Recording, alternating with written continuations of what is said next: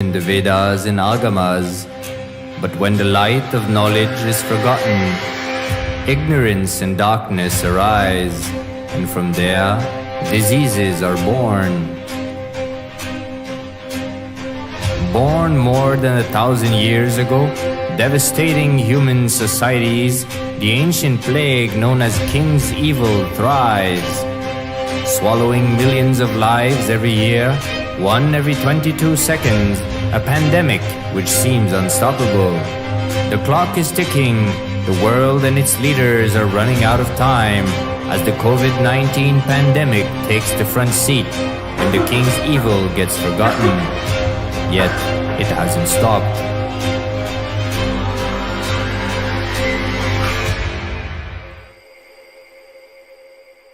When all other solutions fail, the divine is the only solution. Engaged in intense prayers, beings seek divine grace, taking refuge at the feet of the ultimate being, Paramashiva, Vaitheeshwara, and at his feet, no prayers remain unfulfilled. Name Bhatta Pranashyati. My devotees do not perish. Out of pure compassion, he assumed the human form.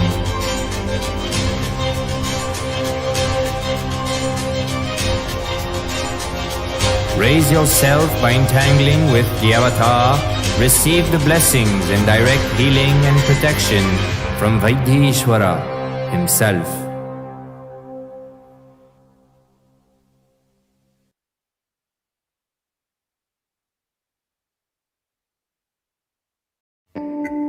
Once, Arunagiri Yogeshwara, my guru, gave me an instruction and then he asked, "Will you do it?" I was shocked. I immediately folded my hands and said, "You are God, you are Shiva. How can I not do what you say?" He laughed and said, "No, only if you know I am the guru who is going to make you experience God, you need to listen to me." Understand? The most powerful cognition is God is Guru to make you realize you are God. Only then you will achieve enlightenment. Guru is the manifest form of Paramashiva. Paramashiva is unmanifest source of Guru.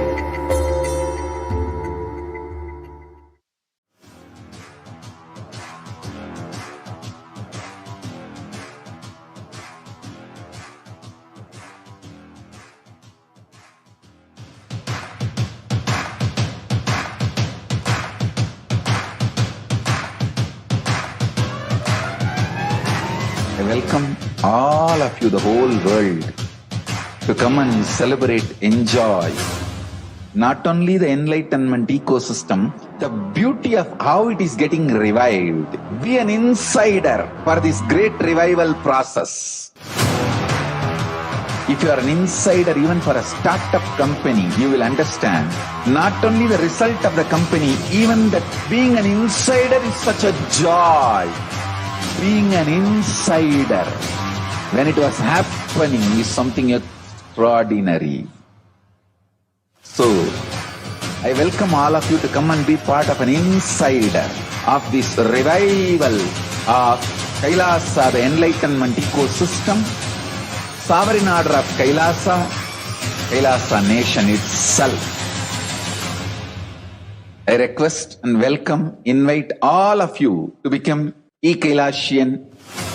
Get your free e-passport and make billions receive this free e-passport.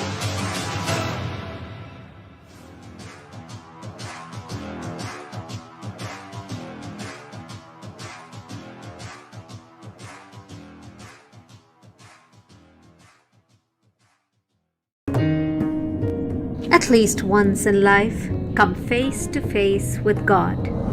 A glorious tradition in Hinduism is Pada Puja, when the divine Paramashiva radiates through the master to receive your worship and love, bless you, comfort you, empower you to meet your desires, remind you that you are Him, not the limited human existence you identify with.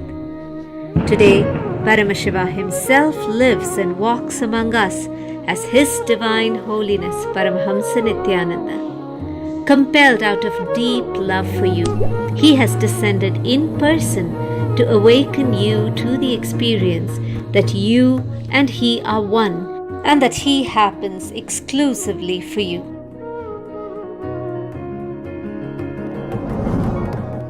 If you decide you, me, you, I'll give me to you. Come experience the ultimate, the Parama, that you possibly can. Allow yourself to receive what God has personally come to tell you. Come sit at His feet by performing the Pratyaksha Pada Puja.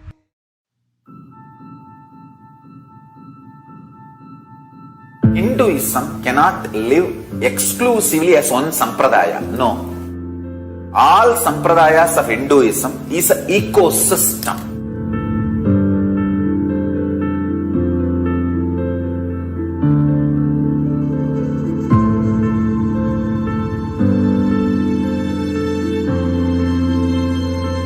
So don't keep quiet thinking that if one sampradaya is attacked, only that sampradaya is going to be affected.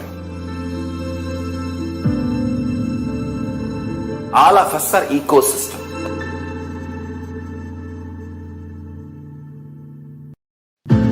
I invite all of you to get involved and enjoy Hinduism by the principle of Dharmo Rakshati Rakshitaha. When you protect Dharma, Dharma protects you.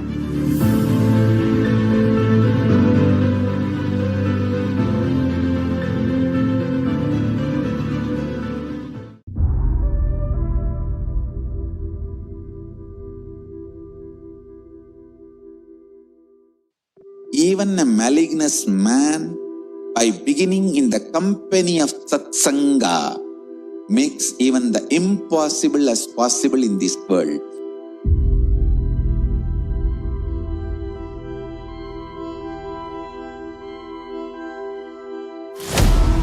Kailasa is the message from Paramashiva to have superconscious breakthrough.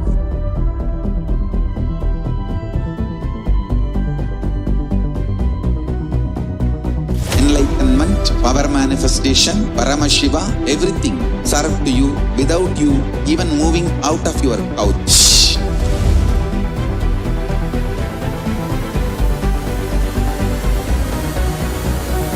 We have perfected the science of helping every individual from every cultural, religious, nationality background. We can multiply the quality and quantity of your life.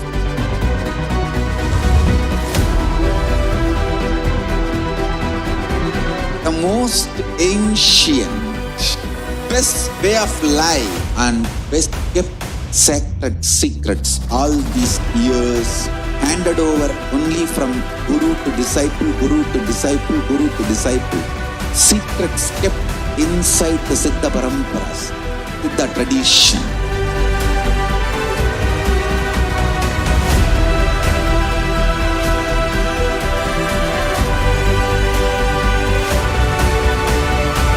Enlightenment is the birthright of all human beings. Kailasa is responsible to provide that to all human beings. Whole world should become e-Kailasians.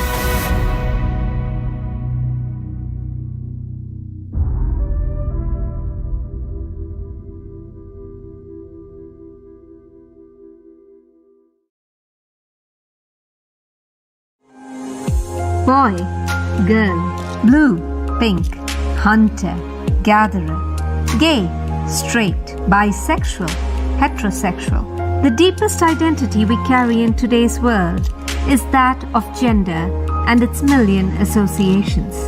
The very first need is to know yourself, not by the belief of your parents, the judgment of your teachers, the vested interests of your politicians, but as can only be revealed by an enlightened source. In Hindu tradition, till the age of 21, all of them have been asked to be a brahmachari.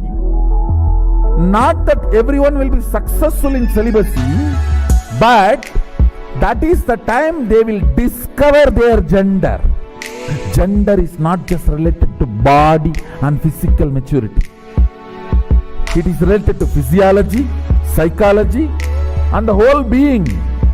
Exploring your identity, your gender is 10,000 times more juicy, celebrating than exploring the other body.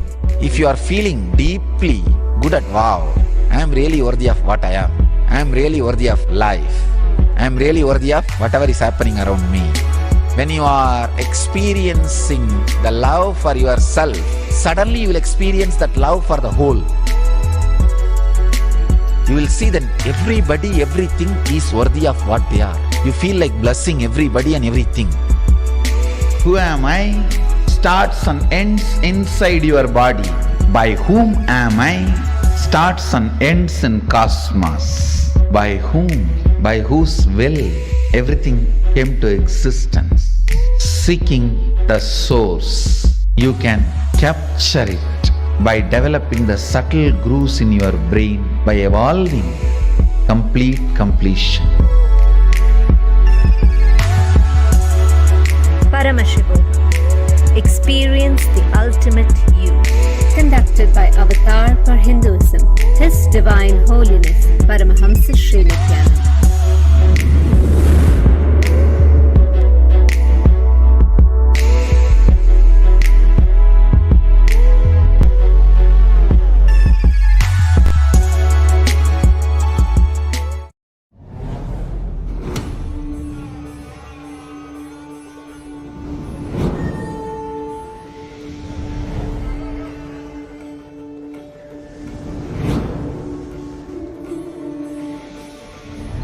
The time is right.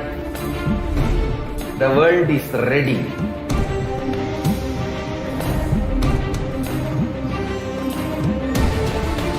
You are going to experience literally Paramashiva.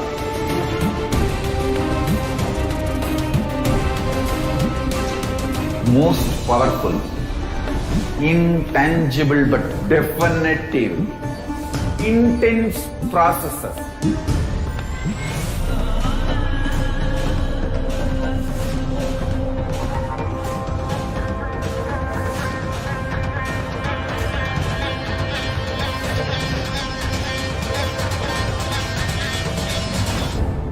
This is the most powerful spiritual nuclear explosion, the strong force of Kailasa landing on planet Earth directly. One thing I can be sure, you will not exist end of the program. I can guarantee that. Only Paramashiva will be there.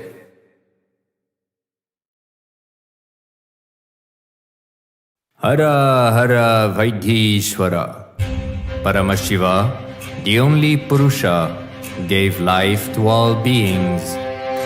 He revealed all the knowledge in the Vedas and Agamas, but when the light of knowledge is forgotten, ignorance and darkness arise, and from there, diseases are born.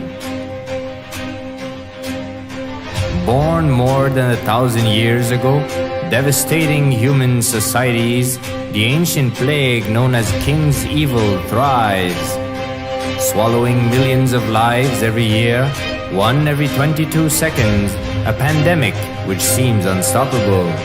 The clock is ticking, the world and its leaders are running out of time as the COVID-19 pandemic takes the front seat and the King's Evil gets forgotten. Yet, it hasn't stopped.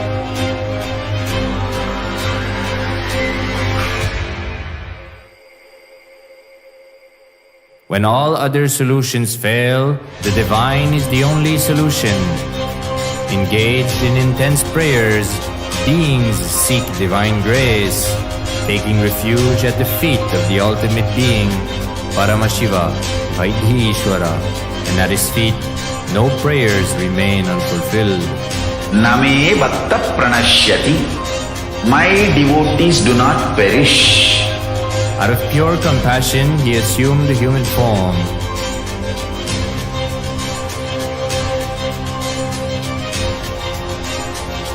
Raise yourself by entangling with the avatar. Receive the blessings and direct healing and protection from Vaitheeshwara himself.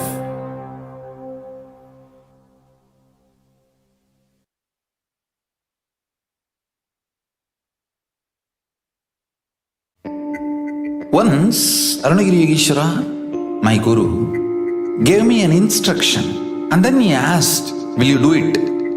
I was shocked. I immediately folded my hands and said, "You are God, you are Shiva. How can I not do what you say?" He laughed and said, "No, only if you know I am the Guru who is going to make you experience God, you need to listen to me." Understand? The most powerful cognition is God is Guru to make you realize you are God. Only then you will achieve enlightenment. Guru is the manifest form of Paramashiva. Paramashiva is unmanifest source of Guru.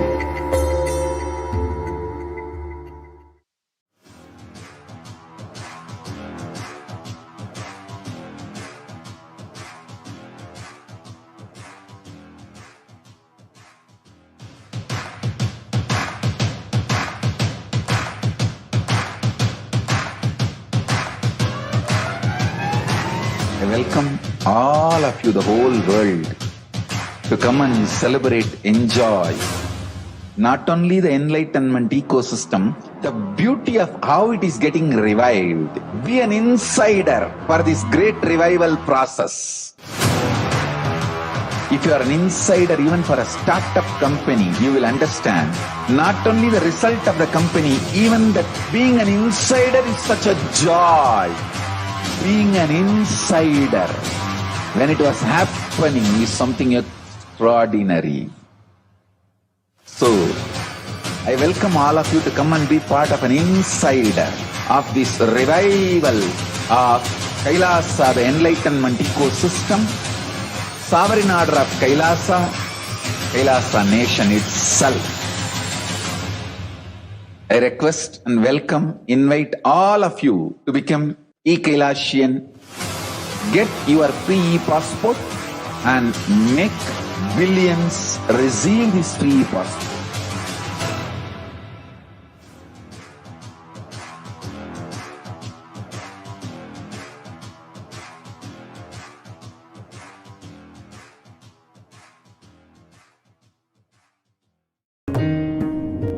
At least once in life, come face to face with God. A glorious tradition in Hinduism is Pada Puja, when the divine Paramashiva radiates through the master to receive your worship and love, bless you, comfort you, empower you to meet your desires, remind you that you are Him, not the limited human existence you identify with. Today, Paramashiva himself lives and walks among us as His Divine Holiness Paramahamsa Nithyananda. Compelled out of deep love for you, He has descended in person to awaken you to the experience that you and He are one, and that He happens exclusively for you.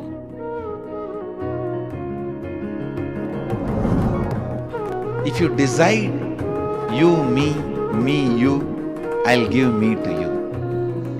Come experience the ultimate, the Parama, that you possibly can.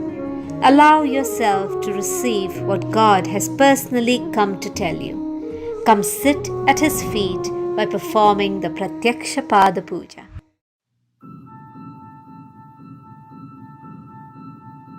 Hinduism cannot live exclusively as one sampradaya. No. All sampradayas of Hinduism is an ecosystem.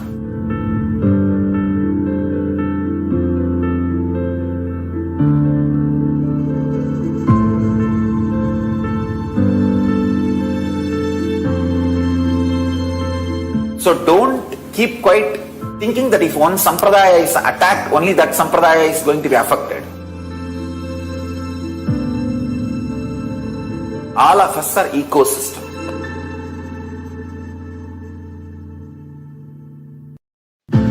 I invite all of you to get involved and enjoy Hinduism by the principle of Dharmo Rakshati Rakshitaha. When you protect Dharma, Dharma protects you.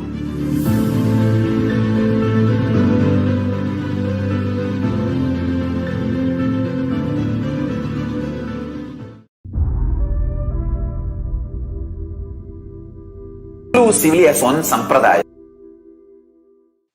Even a malignous man, by beginning in the company of satsanga, makes even the impossible as possible in this world.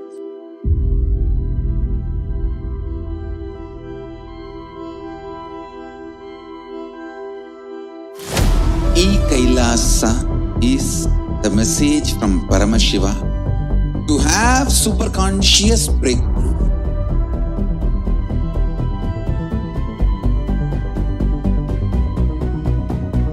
Enlightenment, power manifestation, Paramashiva, everything serve to you without you even moving out of your couch.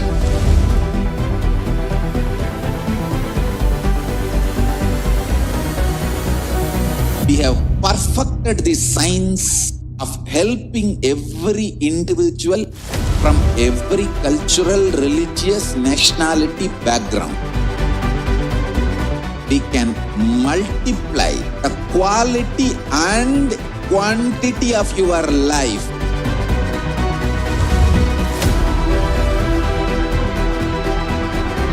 The most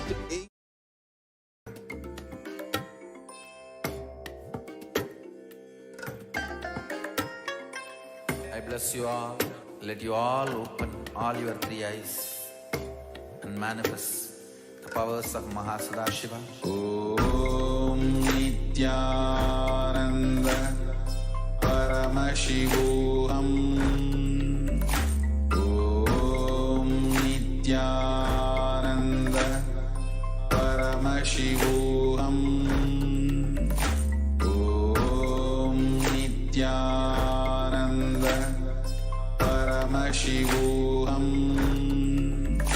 Om Nithyananda Paramashivoham. Om Nithyananda Paramashivoham. Om Nithyananda Paramashivoham. Om Nithyananda Paramashivoham. Nithyanandam Paramasukadam Kevalam Jnanamurtim Dvandvaditam Gagana Sadrisham Tattvamasyaadhilaksham Ekam Nityam Vimalamajalam Sarvadi Sakshibhutam Bhavadhitam Trigunarahitam Sadgurum Tam Namami.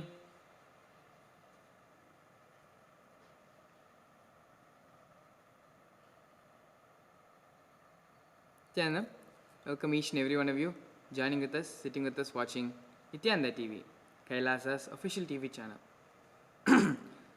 In today's topic, leading towards the Nithyananda Satsang, I'm going to be looking into Advaita, the fundamental principle of oneness, and how Advaita can solve a lot of the problems which today modern society is facing. Before we enter directly into the topic of today's segment, let me go ahead and introduce the Supreme Pontiff of Hinduism and the reviver of the Kailasa nation.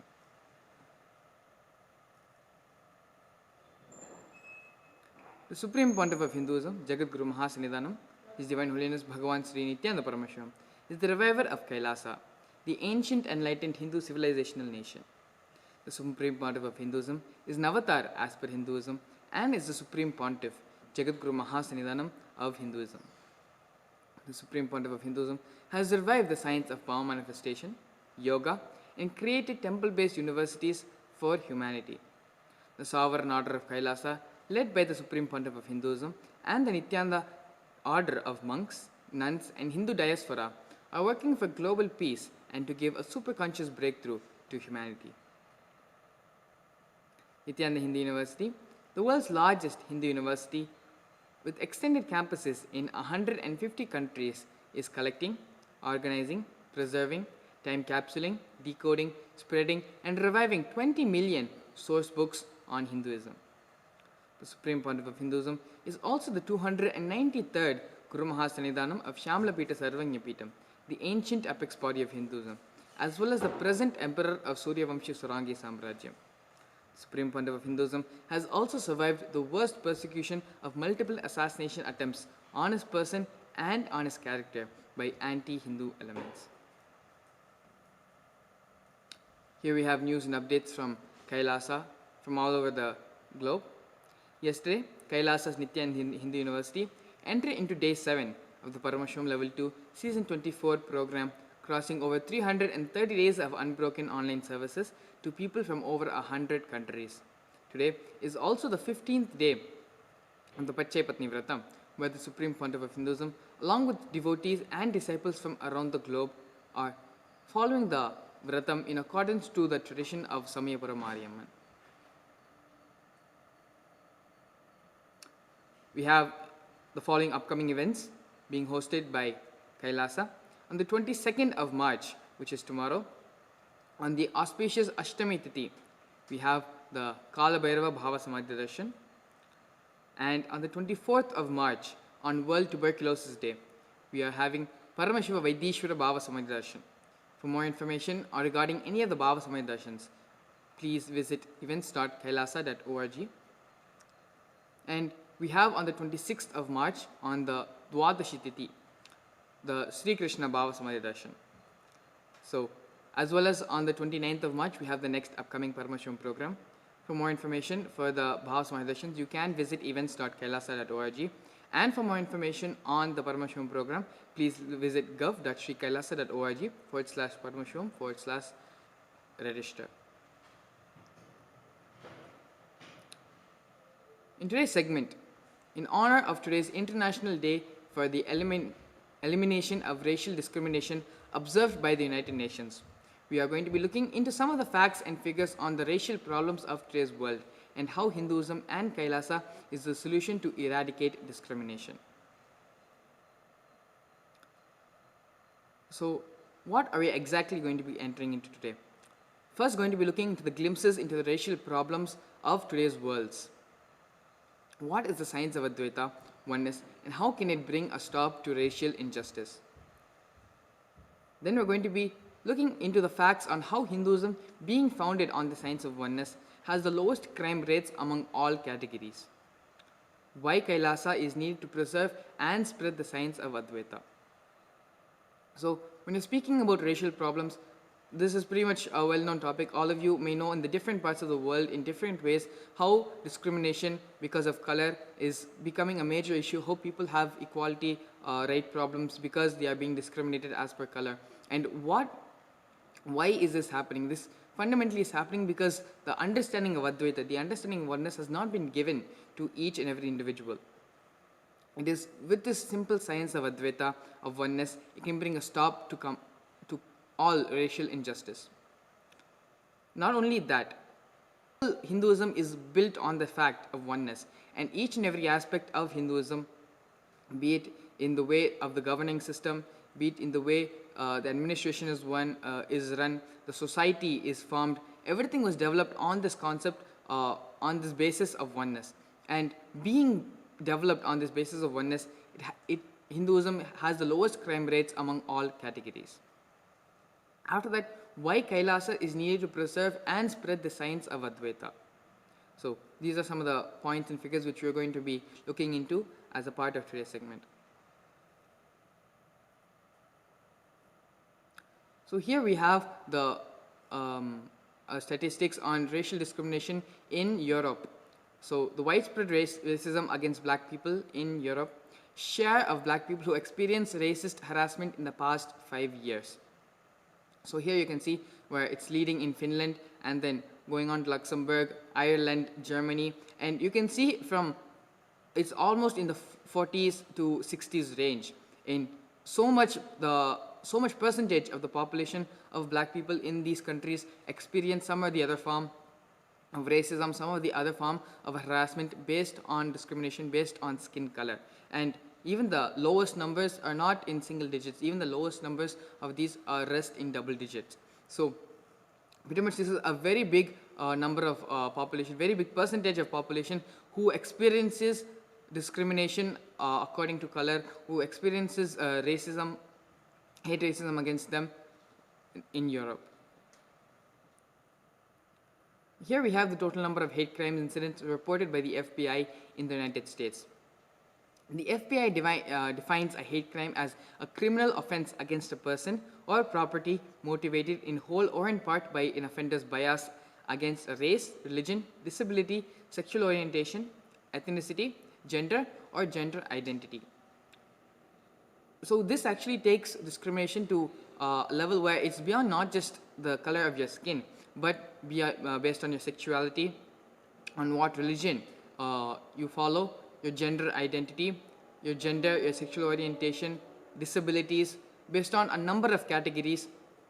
They have listed these hate crimes, and these numbers exist in the thousands. Thousands and thousands of people feel offended, and people are being exploited, being put to harassment simply because of the way they exist. And you can see fundamentally how this is a problem. Today it is a person of a different color, but it is a fundamental concept of hating someone for finding some or the other reason to hate another person. And that is where society is rooted, where it has a discrimination. It is falling into traps, falling into problems where they are discriminating one another. Discrimination itself is wrong, be it based on religion or be it based on sexual orientation, whatever the category you might classify it under. Discrimination as a whole is causing problems, and that is not something you would want to happen against you. So on whatever level you may say, whether it's because of racism or because of sexism, fundamentally the undercurrent is discrimination is hurting so many individuals, and it is a fundamental problem which is not just in the people who are offending as well. Unemployment rates.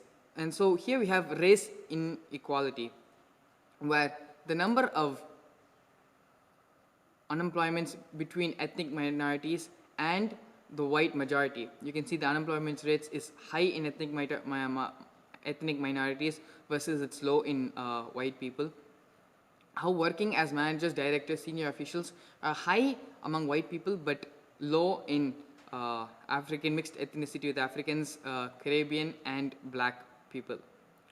And then when it comes to accommodation, living in overcrowded accommodation is high among Pakistan, Bangladeshis and black people, whereas it is extremely low among white people. And then homicide victims rates per million population.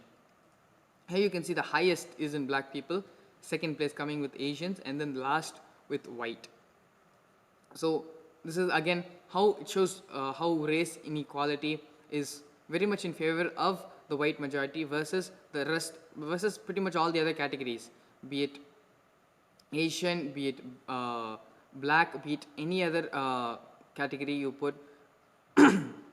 White supremacies are pretty much dominating all these categories. Police shootings. Here in population, comparing the population, 1,004 fatal shootings in 2019, 39 in other ethnicity groups and 202 unknown ethnicity.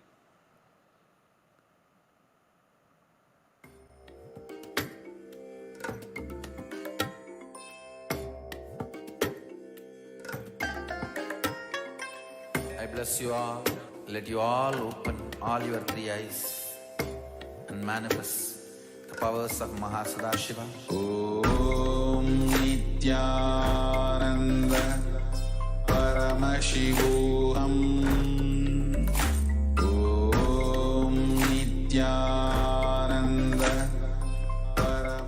Sorry for the technical glitch. Now, coming to the science of Advaita, of oneness, we've pretty much gone over the problems which which society is facing in terms of discrimination. How discrimination is not just restricted to discrimination happening based on color, discrimination happening based on sexual orientation, but among pretty much every category you can classify a human being under. In all those categories, discrimination exists, and hate crime because of discrimination is becoming more and more prominent in today's world. So coming to the solution, how can these problems be solved? How can people stop generating, fermenting so much of hatred inside themselves just by simply how another person exists?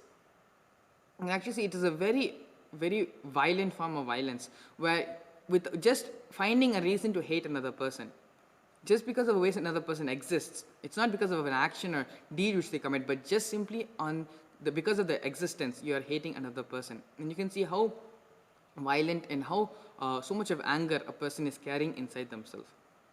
So coming to the solution for all these problems, the science of Advaita, the science of oneness. Hinduism has offered enormously to the world in the fields of spirituality, economics, governance, technology, medicine, yoga, mathematics, physics, astronomy, architecture, art, linguistics, and so much more. For each and every problem humanity is facing, Hinduism has a solution for it. Be it in anything, depression, anxiety, in discrimination, as the topic we are looking in today, Paramashiva has revealed extensively in the Vedas and in the Agamas on how to overcome and bring completion to all these areas of life. So exactly what is Advaita? Advaita is one of the ultimate truths of life. The word Advaita means non-duality, oneness. Having a non-dual consciousness with everyone and everything is the purpose of life. When you internalize and understand everything in life from the truth that everyone is an extension of you, you are experiencing the true space of Advaita, the true space of oneness. Advaita is basically, it is not seeing that everyone is one, everyone is the same. It is seeing everyone in the space of oneness, where everyone is unique in their own way, but at the same time interconnected and a part of each other. Here we have a small video. Swamiji is explaining the truth of Shuddhadvaita. What is exactly Advaita?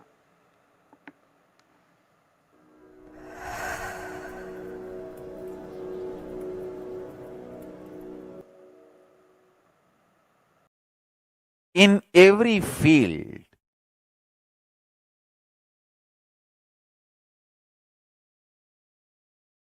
truth of Shuddhadvaita, the pure Advaitic principle, mapped,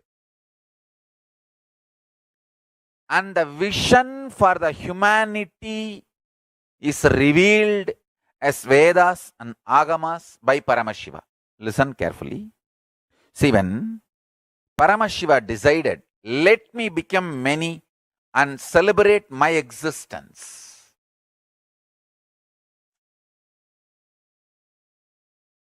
he became many. This whole manifestation of the universe happened. He became many not to hurt himself or fight with himself, but to celebrate blissfully and coexist blissfully. That is the source fundamental statement of creation. Understand? The first principle, if I have to use the word, first amendment of cosmic constitution, let me become many to celebrate me and everything blissfully. Understand? This is the first amendment. First amendment of the cosmic constitution is, let me become many and celebrate my existence through multiple ways. So, in every field, this is the first amendment, vision, need to be applied. Starting with the food, medicine, healthcare. Understand? The food industry. when quantity of the produce, profit of the business, all that has taken over the concept of food, we started producing food-like products in mass scale, not the food anymore.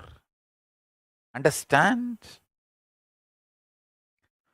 Food should be for health and energetic, fulfilling experience of enlightenment, not just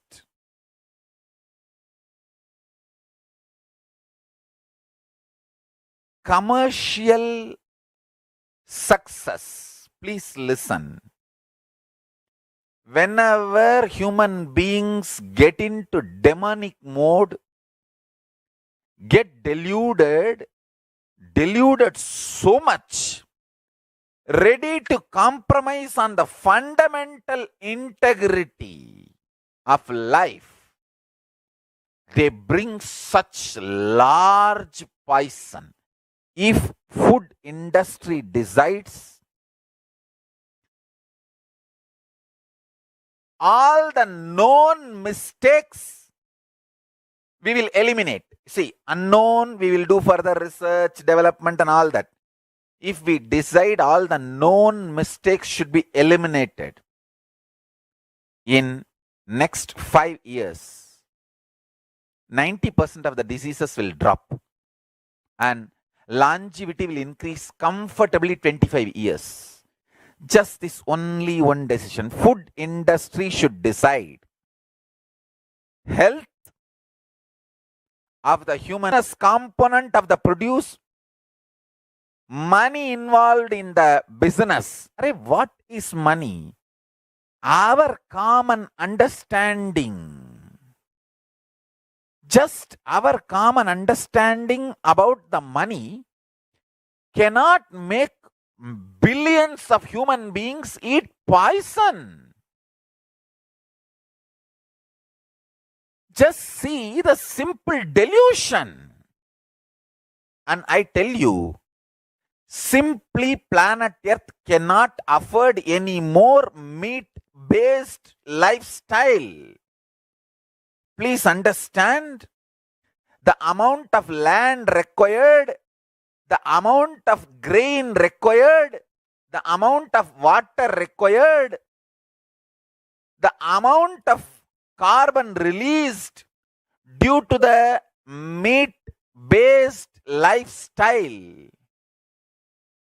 For this population, just planet Earth cannot afford meat-based lifestyle. Please understand.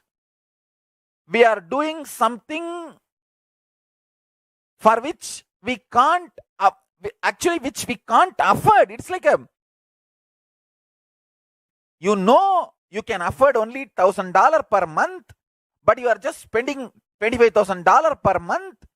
So any one day you are going to be rendered homeless.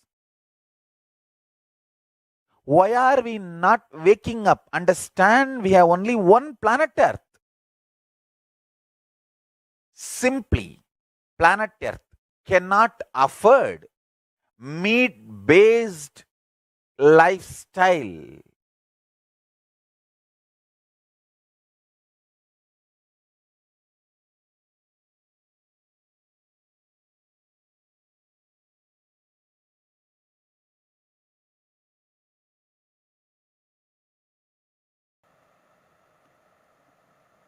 Yes. Beautifully, Swamiji explained the fundamentals of Advaita and how in certain aspects of modern society, if it is changed, how the world can be saved, how so many problems can be eradicated just by applying the science of Advaita, the science of oneness in each and every aspect of society, of life. Now, Hinduism being founded, already the foundation of Hinduism being the science of oneness. An already established community, already established civilization on this science of oneness, how it has the lowest crime rates among all categories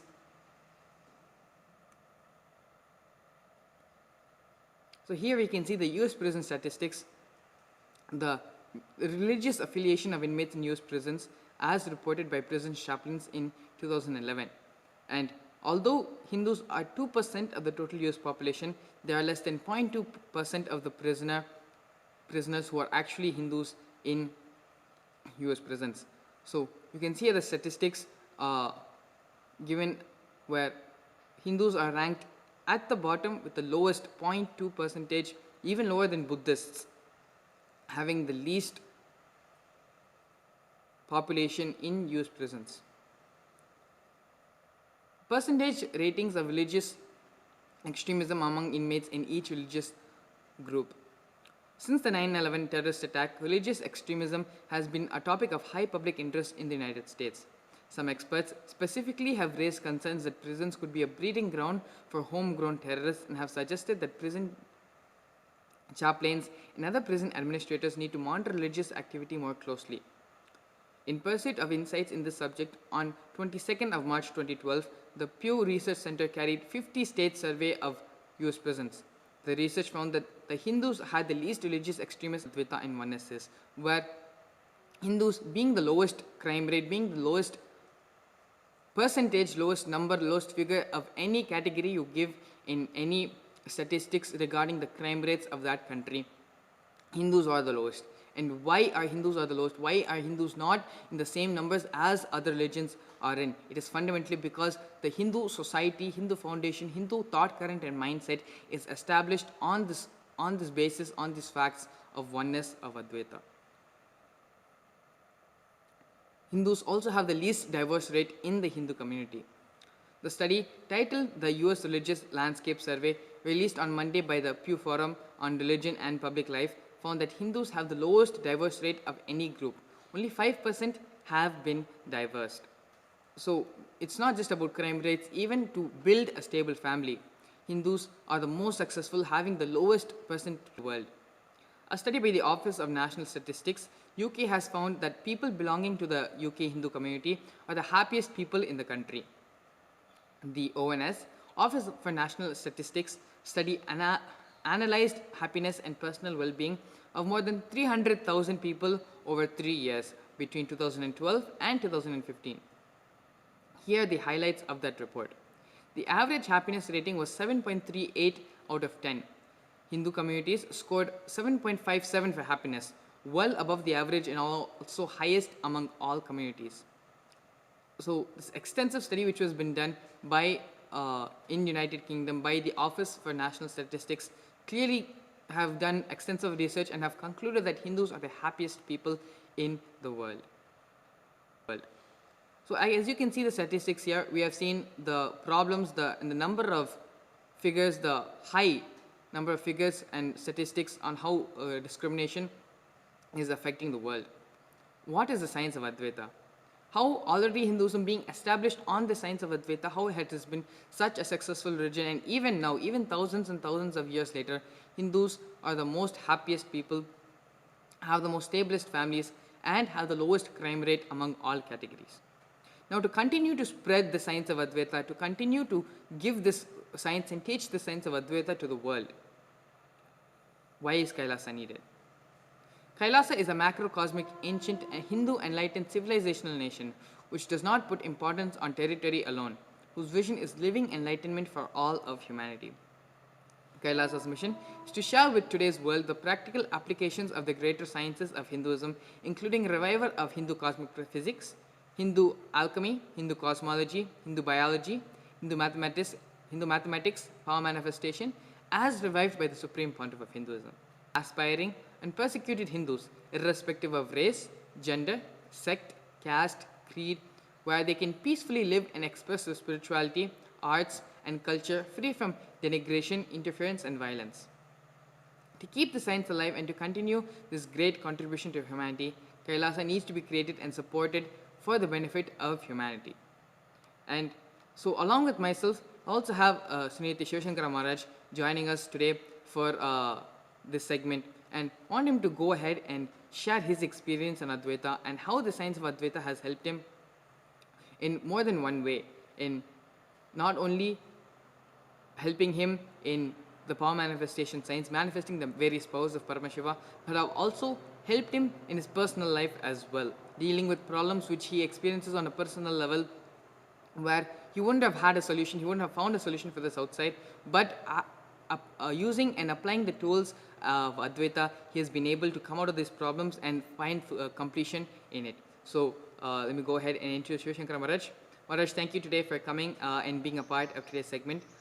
You can go ahead and give an introduction about yourself, and then you can continue and share your experience, how Advaita has personally helped you in your life, not only in terms of manifesting the various powers of Paramashiva, but also to solve problems which you have been facing in your personal life as well. Please go ahead. Nithyananda. My name is Nithyananda. I am a adolescent of Nithyananda Gurukul, and I have been in the Gurukul for the past 8 years. Thank you very much for having me in today's discussion and the panel of discussing the truths of Advaita. One of the things which I wanted to share in my own life, how Advaita, means the space of oneness, really helped me, is a practical incident which took place maybe a few weeks ago or 1 month ago, where it was in the ecosystem of Kailasa itself, where I was not basically I want to happening. It is like type of I was in incompletion. So I was seeing why it is happening at this point of time, where a large people of crowd in front of me, and I'm not able to connect myself for manifesting powers and to make something happen. So I just decided, Swamiji, you are there now. In this point of time, the whole crowd is in front of you. The whole crowd is there, and you are manifesting through me. I'm connecting with you the space of oneness. Just it may take some time, because I was in this non-listening space, or maybe some incompletion I've been going through. So it was in that point of time, I was trying to manifest the power. And suddenly a call came from my mom. And I answered the call, and she was saying she was not feeling well, and she was the health was very bad. So I was like out of the mood itself. The whole space of oneness which I was having to connect with Swamiji, everything was just disappeared because of the one call which I had from my mom, because she told she was not feeling well. So I had to do the two things. First, drop all of my incompletions or worries that why I'm not able to manifest powers a certain point of time. And second thing is able to make my mom into. So what happened, I was having an Atmalinga with me. I was holding the Atmalinga, telling Swamiji, if you're there, if you're really there now, anyway, every time I manifest powers, you are there, and you are there to guide me and make this happen. So at this point of time, there's two different situations which is coming up in front of me, and I need a breakthrough. I need a change which has to happen. So I just prayed to Atmalinga. It took some time. It took maybe a moment. In the Living Enlightenment book, in the Jivan Mukti book, Swamiji very beautifully says, when you know you trust me, when you surrender to me, and you don't follow your thoughts, you drop your thoughts per second, and you surrender your whole life to me, and your thoughts towards me, I will take care of it. I will rest assured, I will make your reality as my reality. So this one powerful condition clicked in me, and I just told, okay, Swamiji, I'm just leaving everything. I'm not doing anything else. No, I'm just holding my Atmalinga. I'm neither going to connect the power manifestation. I'm neither going to bother about my mother's health. So I'm just going to hold him. I was waiting. I was just closing my eyes. Swamiji, just make it happen. Participants are waiting there, and the time is going. So again, the thoughts are coming. So again, I surrendered myself towards Swamiji, and I was going into the space of oneness, the space of Advaita, and thinking, Swamiji, please make it happen. Swamiji, please make it happen.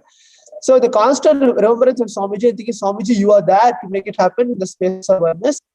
Maybe in next 15 minutes, both incidents happened simultaneously. When I put my IBAN, when the IBAN was put and the participants were telling to show something to read and to make it happen, I was able to manifest. First thing, I was able to manifest, and second thing, while manifesting a call, I got a call from my mom.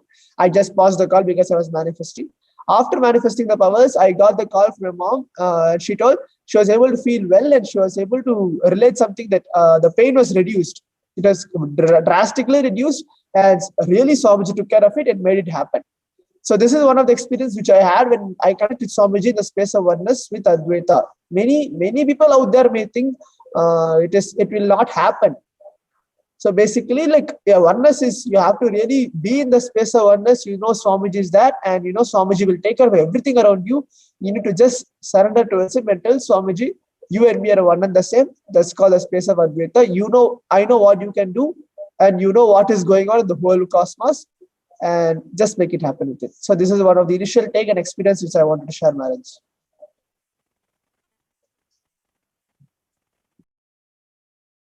Yes, thank you so much, Shivashankar Maharaj, for sharing that beautiful experience on how the science of Advaita can be actually practically used in our day-to-day life. It is not something which is just limited to power manifestation alone, but also how this science is very much usable in our practical day-to-day life. Swamiji always beautifully gives an example. Advaita is not something which you just sit and you think about while you're doing meditation or while you're doing yoga or while you're doing puja for a specific amount of time. Advaita is something very much as useful as integrate part of your life as a phone, as your, sorry for the technical glitch. It is something, a very integral part of your life as you use your phone or your laptop or any other gadget which you are carrying. Advaita is that science where for each and every small problem, each and every small where you feel you have stumped and you need a further solution, you need a solution to push you forward, this science of Advaita can be used.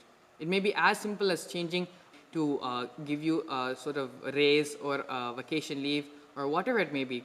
This science of Advaita, the science is not something which is just limited to power manifesting or just limited to something which you do just for a few minutes with your puja or with your yoga or with your meditation, but something which you can use in each and every aspect of your day-to-day life.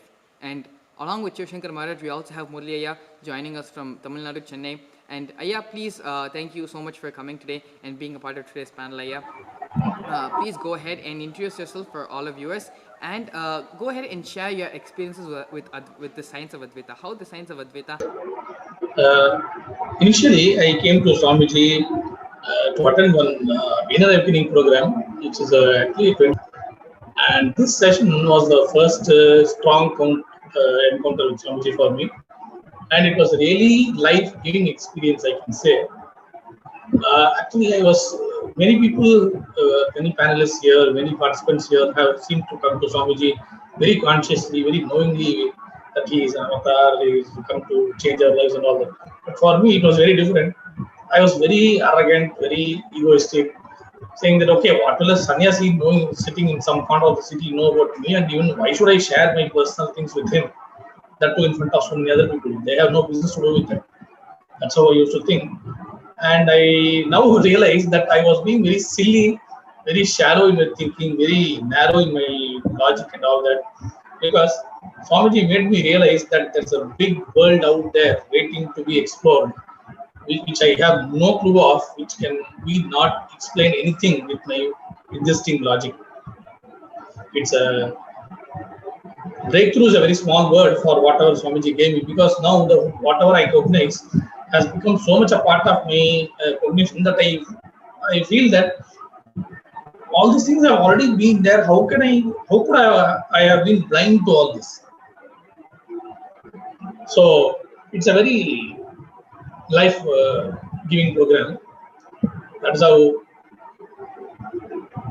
a lot of things can be shared. I think we are now little miracles can be shared, and like what Shivashankar Maharaj had shared, let me share one of my experiences. Actually, I'm a teacher and a trainer by profile, and I was waiting for, and I was at that time I did not know. I mean, I was, as I said, I was not very connected to Swamiji,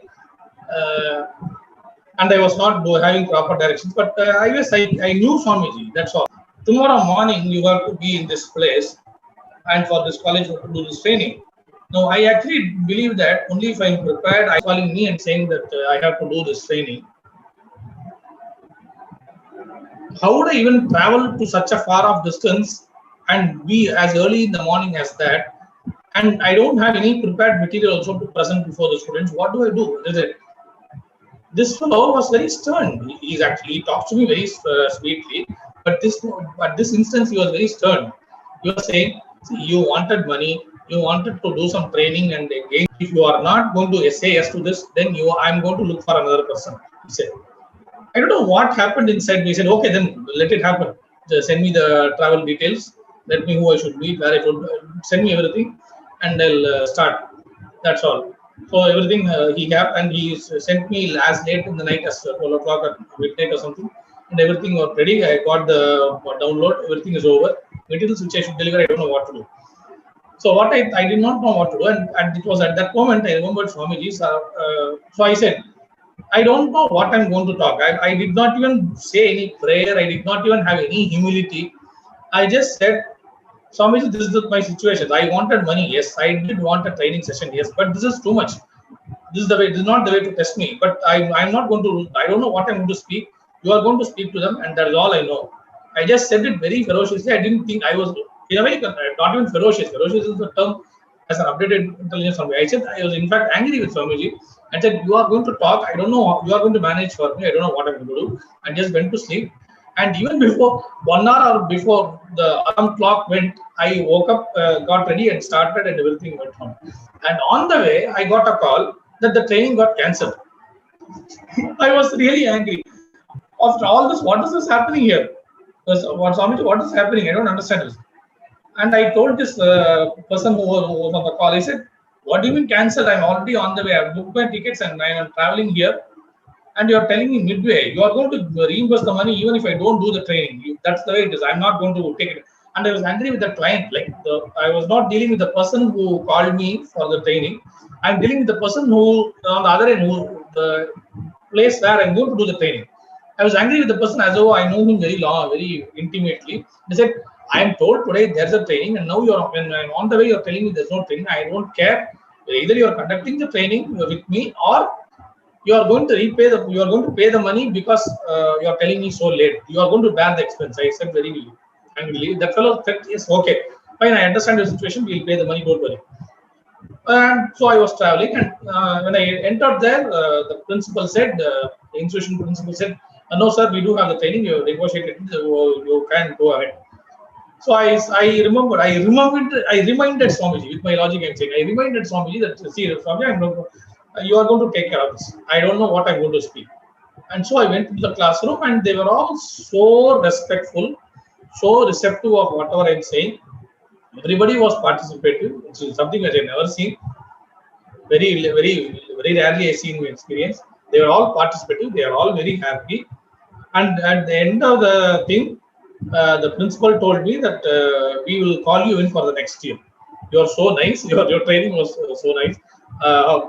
Your people like you must actually visit our place often. We need training for our people. And I didn't know what I did. I even now, when I try to relive that experience, what did I speak in front of them? So that let me even repeat this experience. If I want to talk extempore, if I have to address an audience without preparation, what should I do? When I'm trying to recall, I'm not able to recall. I feel one thing. This out of the body experience. This is the term again. I'm using out of my updated intelligence thing, because back then when I think what had happened, I felt that somebody from my side was talking. Like I was just I was one of the trainers just waiting to address that audience. I was not talking. Somebody from my side was talking to them, and I was just listening.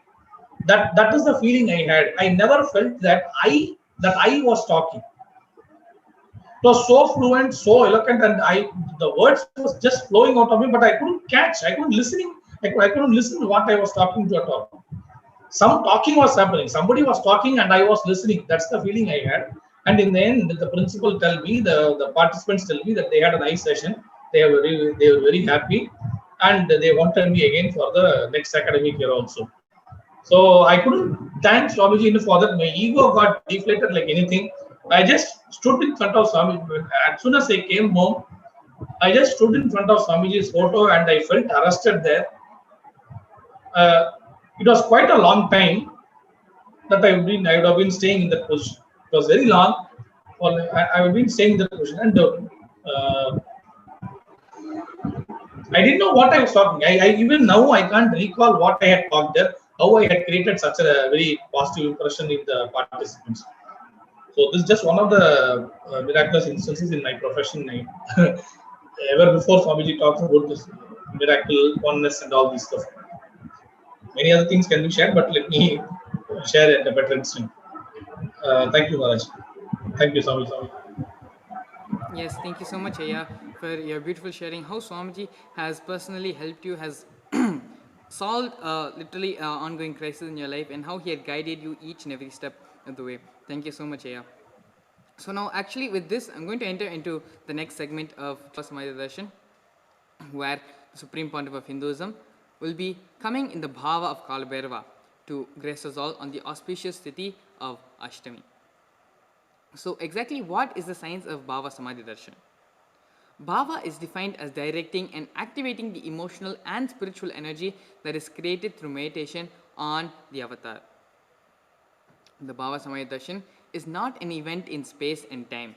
Rather, darshan happens at the moment when we are lifted out of space and time. During the Bhava Samadhi Darshan, our neurons are actively mirroring that of the avatar. So, what is exactly neuron mirroring? We have a small video where Swamiji himself is expanding on the science of mirroring neurons.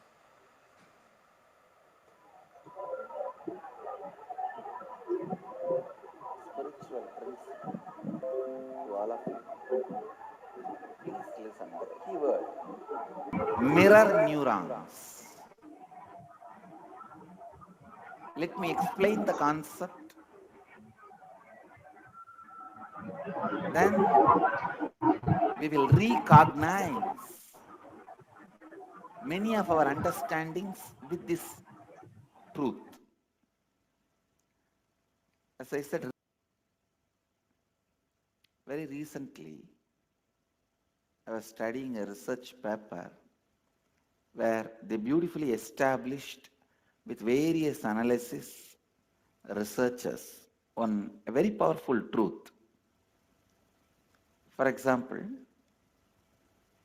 if somebody is swimming in the ocean, you stand and watch.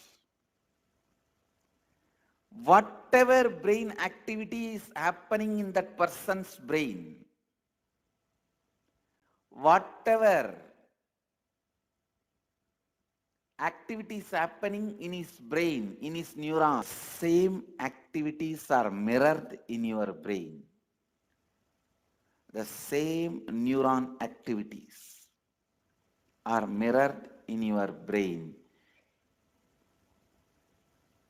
Listen.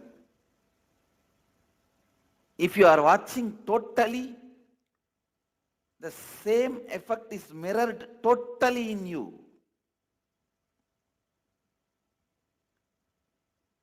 If you are absorbed in it, you also know a little swimming. Please listen. If you know a little swimming and you are absorbed in it, you are not swimming, you are just standing. Both brains are in the same frequency, the same effect, and no difference.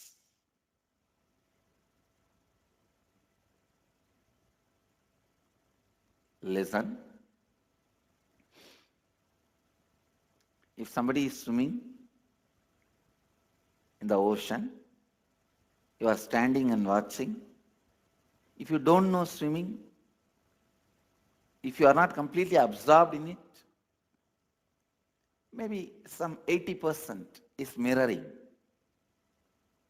If you are absorbed in it and you also know swimming, there is no difference at all between his brain and your brain. The mirroring effect, I tell you, if you are watching totally absorbed in it, then the same activity is replicated in your brain, meaning the same kind of electric and neurotic impulses are activated in your brain. This defines, this demystifies many mystical phenomena. Please listen. Now you know why just by gazing into my eyes, you are in the space of completion.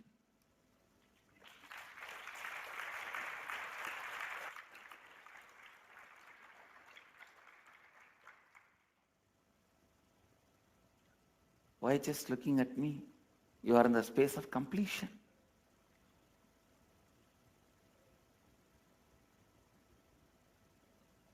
I am swimming in the ocean of consciousness in the space of completion.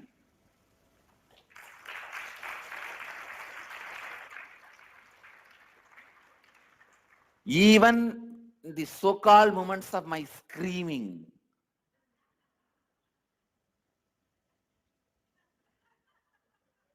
whether I am smiling, telling a joke, or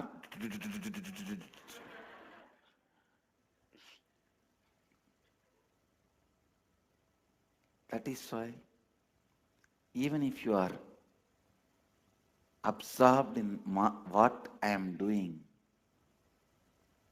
even if you are absorbed in the jokes I am telling you, even if you are absorbed in the actions, like very mundane, me serving food,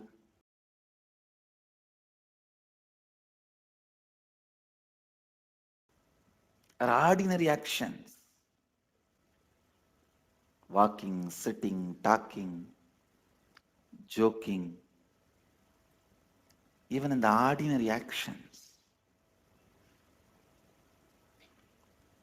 See, you will not get 100% absorbed in me if I am just sitting in Samadhi. But if I am doing normal activities like you will feel comfortable. Oh, like us. Naturally, you will get absorbed. Even that feeling absorbed will put you in the space of completion.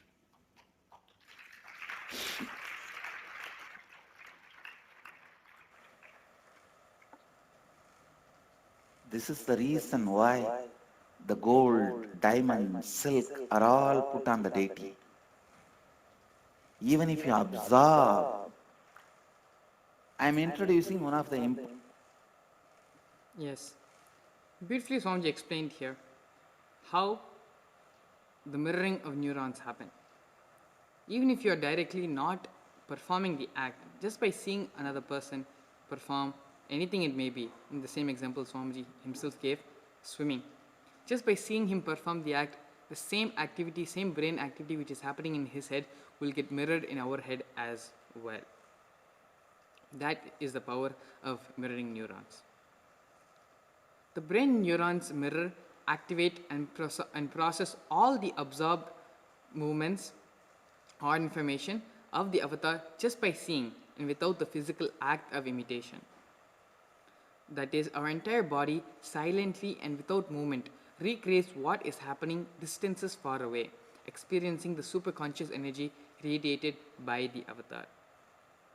The science of Bhava Samadhi Darshan knows no distance. It is a phenomenon modern science is just discovering and terming as quantum tunneling. Here, Bhagavan Sri Krishna describes the Bhava Samadhi Darshan. And once, when Krishna saw his own extraordinary sweetness reflected in a jeweled wall, he was amazed by it and said, "How unprecedented and astonishing is this deep and indescribable sweetness of mine!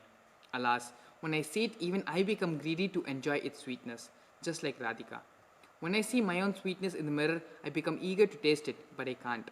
After due consideration, I find that the only way to relish the sweetness is through the constitution of Sri Radhika." And you can see how even Bhagavan Sri Krishna is enamored and enchanted by his own form and his own being. That is the power of Bhava Samadhi. The Bhava Samadhi Darshan is the science of Nijavatara manifesting Paramashiva. The conscious formless expresses the being of Paramashiva through the Divya Sharira, light body, as manifest as Nijavatara, physical form, for us to experience Paramashiva. And tomorrow we have the and Kailasa of Kalabhairava. To register and be a part of this great happening, please visit events.kailasa.org, and please, in some or the other way, make a seva, an offering to Lord Kalabhairava for the Kalabhairava Bhava Samadhi Darshan. Even offering $1 is enough to receive the punya of offering directly to him. And so please don't miss, mark your calendar, tomorrow evening on the 22nd of March, 6:30 Indian Standard Time, the Bhava Samadhi Darshan will be starting. And for more information, for you, not only for you to view, to see and enjoy Kalabhairava, but also have Kalabhairava, Kalabhairava to view and have the Naina Diksha, having his vision to fall on your physical form. You can visit events.kailasa.org for more information to register and to be a part of this program. And so with this, it's time to prepare ourselves to receive Swamiji for the Nitya Satsang. Request all devotees, disciples, everyone to please sit straight with your head, neck and spine in a straight line. Close your eyes and bring your awareness into your Ananda Gandha. Visualize Swamiji sitting there in your Ananda Gandha as Paramashiva with the 25 heads and 50 hands. Now, start chanting the Mahavakya mantra, Om Nithyananda Paramashivoham, and allow the mantra to reverberate throughout your entire body. Om Nithyananda Paramashivoham. Om Nithyananda Paramashivoham.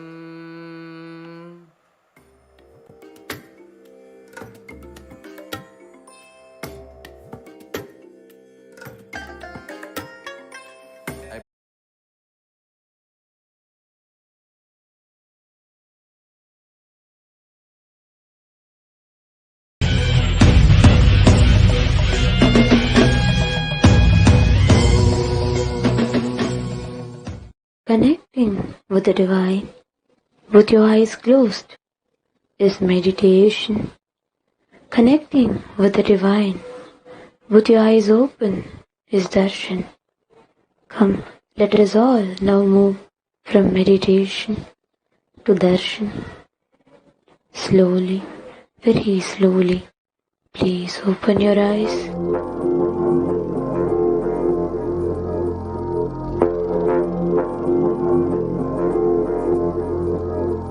Shivaya Namah, Shivaya Namah, Shivaya Namah, Shivaya Namah, Shivaya Namah, Shivaya Namah, Shivaya Namah, Shivaya Namah.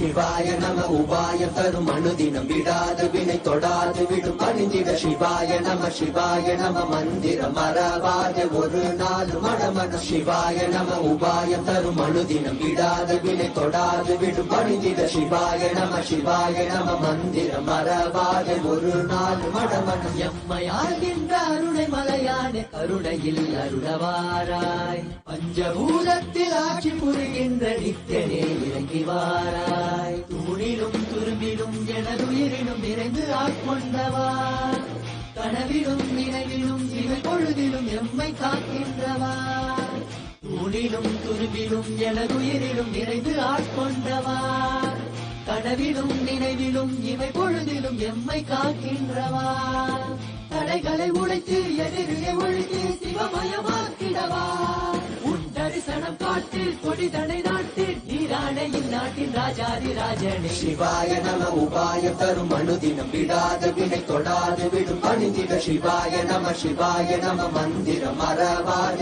ஒரு நாள் மடமன சிவாய நம உபாய தரும் அனுதினம் விடாத வினை தொடாது விடும் பணிந்திட சிவாய நம மந்திரம் மறவாத ஒரு நாள் மடமனம்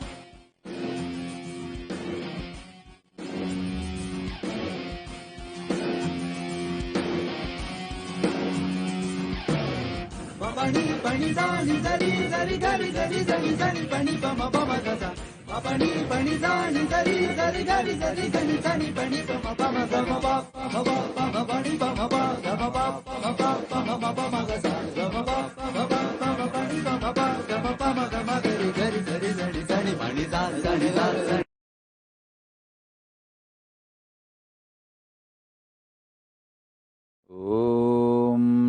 नित्यानन्देश्वर Paramshiva समारम्भाम्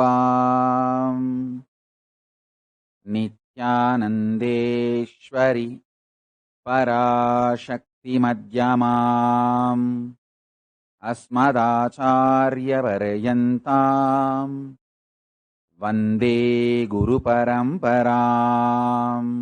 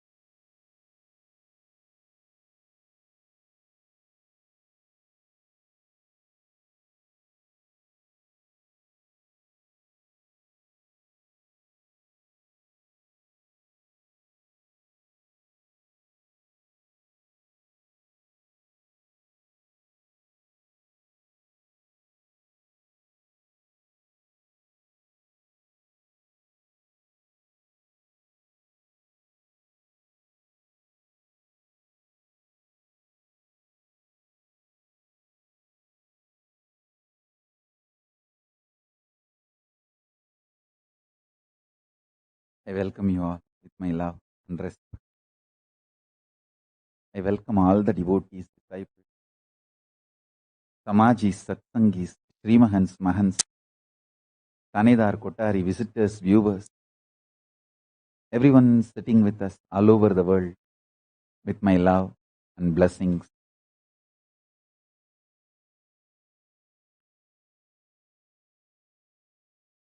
Paramashiva's message directly from Kailasa. Listen. Fermentation of the bliss is signs of sustenance. Listen. When you ferment love in you, creation happens. Manifestation happens. You become larger than what you always thought. When you ferment bliss, sustenance happens. Maintenance happens. When you ferment ferociousness, rejuvenation happens. When you ferment powerful cognitions and the truth, reality,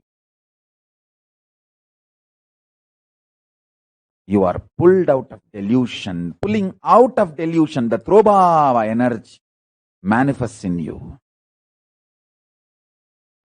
When you allow the Guru Bhakti, devotion, initiation, ferment in you, liberation happens in you. Listen. Listen to the signs step by step. I am giving you precise signs of manifesting all the 25 dimensions of Paramashiva. When you allow the fermentation of love in you, creation manifests. When you allow the fermentation of bliss in you, sustenance manifests. Understand the word fermentation.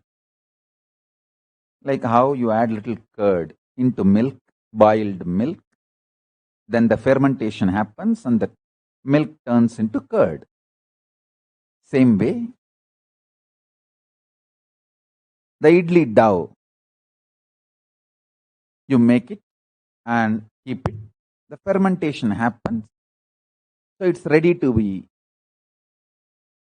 made into idli or dosa. You need to allow the fermentation of bliss in you.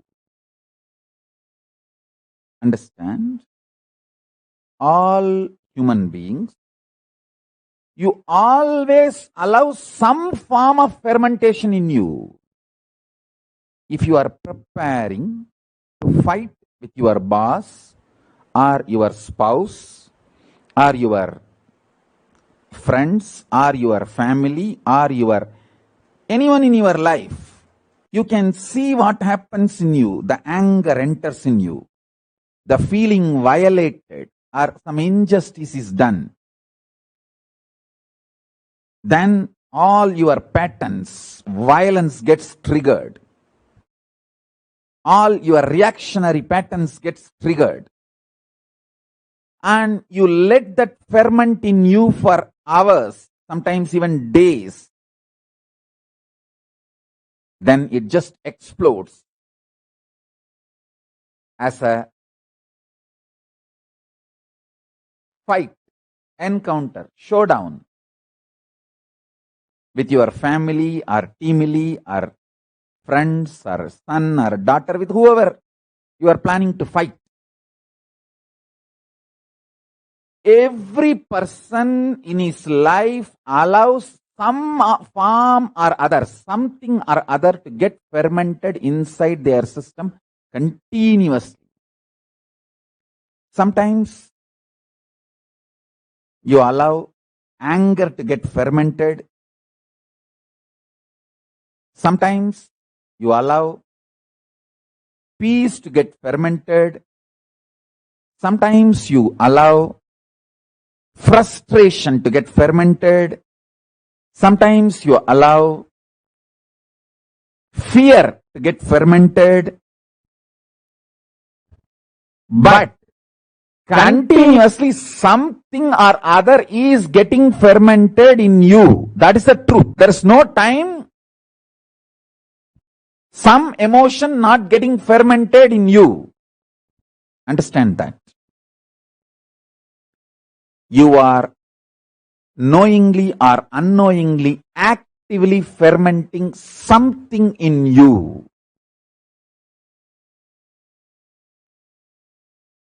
If you decide consciously to ferment bliss in you,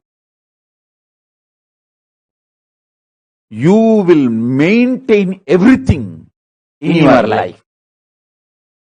Health, wealth, relationships, mental health, enlightenment, state of Paramashiva, powers of Paramashiva, space of Paramashiva, being of Paramashiva, super consciousness of Paramashiva, everything you will maintain. Everything you will maintain. Understand? My gurus were focused on making the right fermentation inside me. If you allow the bliss fermentation inside you,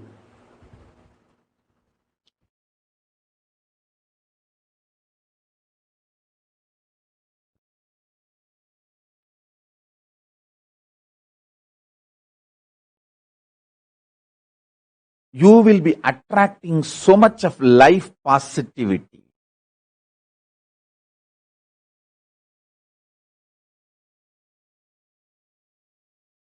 You will be just planning to expand more and more and more.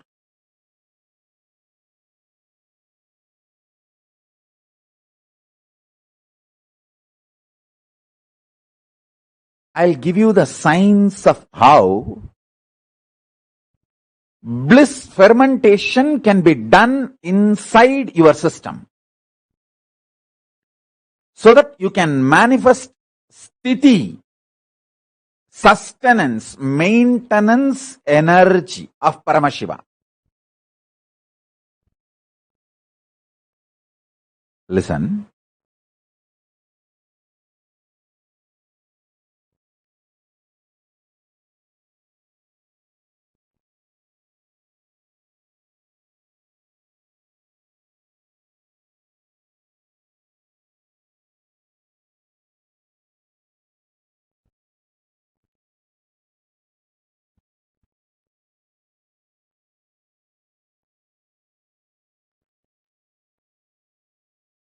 I'll give you the scale. When you ferment, I'll give you the scale how to find out whether you are fermenting bliss in your life, worry or suffocation or suffering, what you are fermenting in your life. I'll give you the scale. When you allow the fermentation of bliss in your space, inner space, you will be overflowing. You will be just overflowing.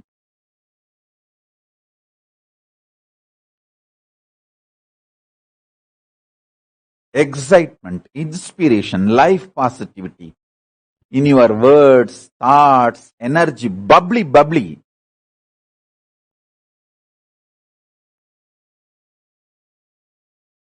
Such an exciting, inspiring.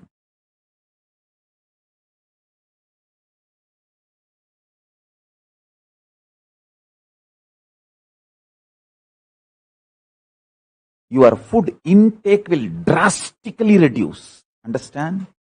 Most of you eat because you feel empty inside. And you feel by filling the food, you can fill the emptiness inside. If you ferment bliss inside you,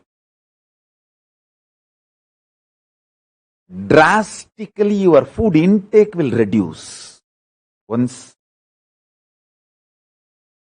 Isaki Swami, he won't speak lot of words. He is a person who lived like Ramana Maharshi. Very less words, especially when he sits in Panchamukam, that Sarvanya Pita, where he used to sit and attend to people and bless people, give darshan to people.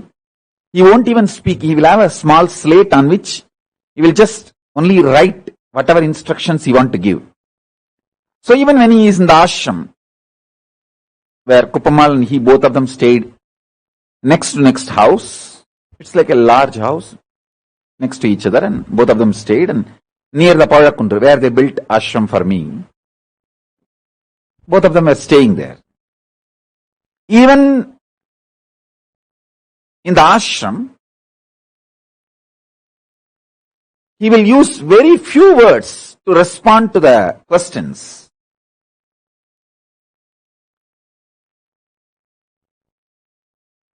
Once in a month, he will eat one dosa. That is the only solid food. Very rarely,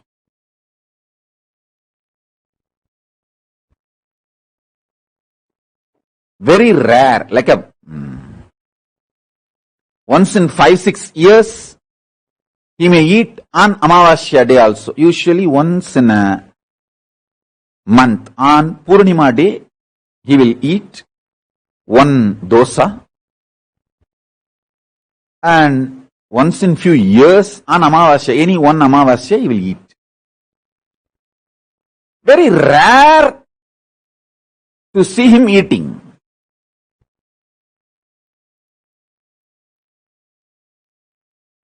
I asked him once, சாப்பிடாம இருந்தா செத்துற மாட்டோமா சாமி? In Tamil I asked. And it is very rare he laughs. He laughed loudly. Appa, told in Tamil, I'll translate exactly. Appa, வயிறு புளிக்காம செத்தா கைலாசம் போயிடலாமப்பா, அது யோகிக்கு அழகு. வயிறு பெருத்து செத்தான்னு ஊரு சொல்லக்கூடாதப்பா. என்னைக்கா இருந்தாலும் சாவு வந்தாலும் வயிறு புளிக்காம செத்துறணும். வயிறு புளிச்சோ பெருத்தோ சாகப்படாதப்பா. I'll translate exactly what he said. See, he said, if at all we have to die, we should die without anything inside the stomach getting fermented. Means the pure empty stomach. We should die in that way, not so much inside getting fermented or fat belly. We should not die in that way. Even if we die, anyhow, if death has to come, let it happen with the empty stomach where there is nothing to ferment. Not because too much is getting fermented and too fat. I started laughing. He said, வயிறு புளிச்சோ பெருத்தோ செத்தான்னு சொன்னா அது அசிங்கமப்பா. அப்படி ஒருவேளை செத்தாலும் வயத்துக்குள்ள புளிக்கிறதுக்கு ஒண்ணுமில்லாம செத்தா அதுதான் பெருமை, அதுதான் யோகிக்கு அழகு. நேரா கைலாசம் போயிடலாம். He said, if we have nothing inside the stomach for fermenting and no fermentation inside the stomach, food or emotions, and if we leave the body at that moment, we will directly reach Kailasa.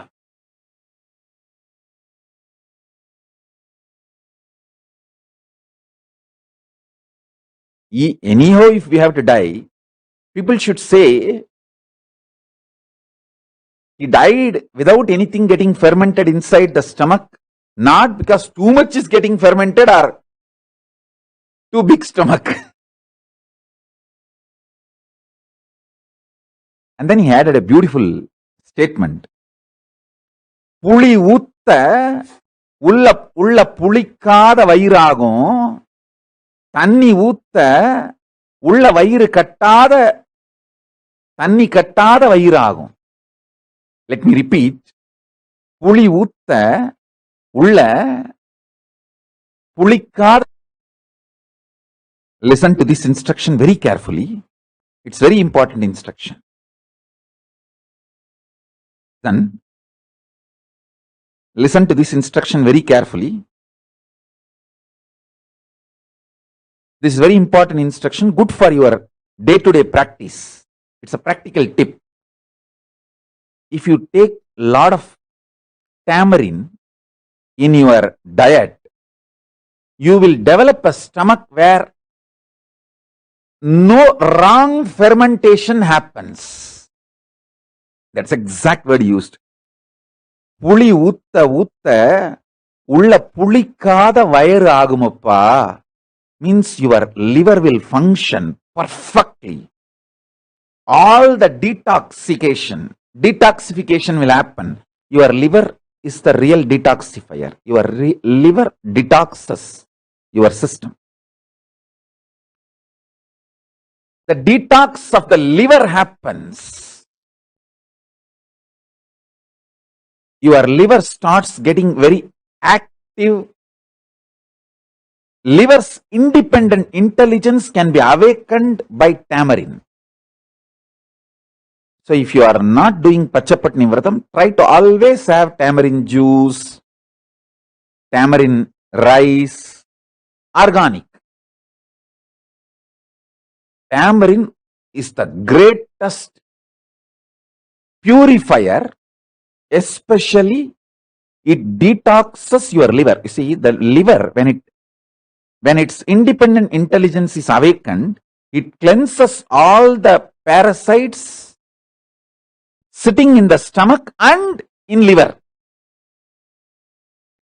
And also the tamarind, rice and tamarind food, tamarind intake will help you to detox and de-addict yourself from many of the addictions.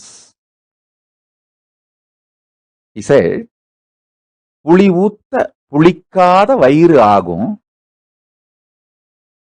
தண்ணி ஊத்த தண்ணி கட்டாத வயிறு ஆகும். If you take a lot of tamarind intake, your stomach will become very pure, where there is no fermentation happens. And if you take a lot of water, drink a lot of water as much as you can, the body will become so pure, there won't be water restoration. There won't be the bad effects of water restoration. Please understand.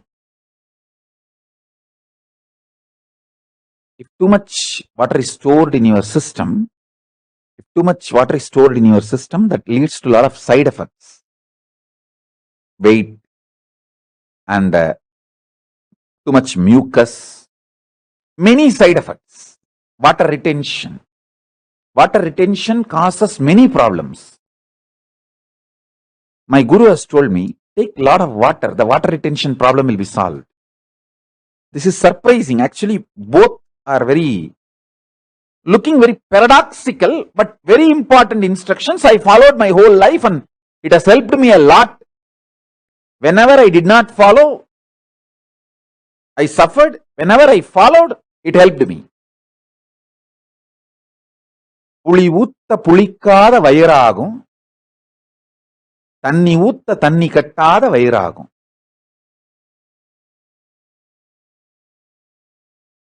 Water retention is a accumulation of excess fluids in the body tissues, medically known as edema.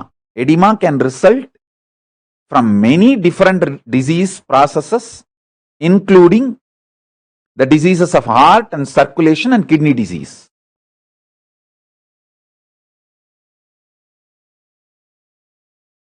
Now listen. Let me come back to emotion retention and emotion fermentation. You get multiple types of emotions, almost all emotions every day. Sometimes lust, sometimes greed, sometimes fear, sometimes the multiple versions of fear, sometimes worry, sometimes love, sometimes attention giving, sometimes attention asking, sometimes jealousy, sometimes comparison.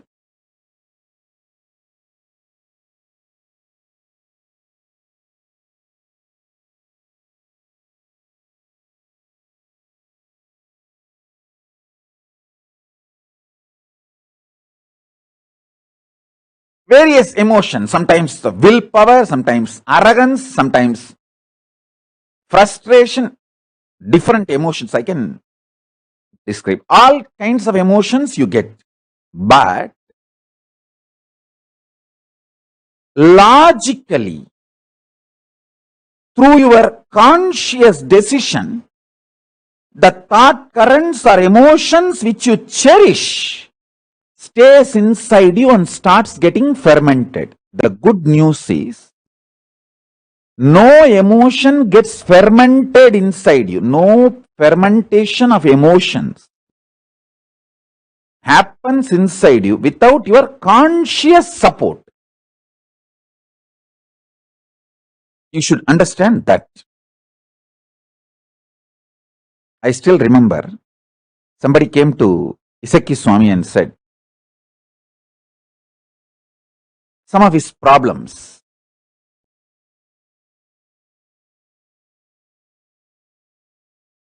When he was describing, Isaki Swami sat silently and he was listening. That is one of the most beautiful way he used to attend to people. He will wait so peacefully. His presence used to be very heavy.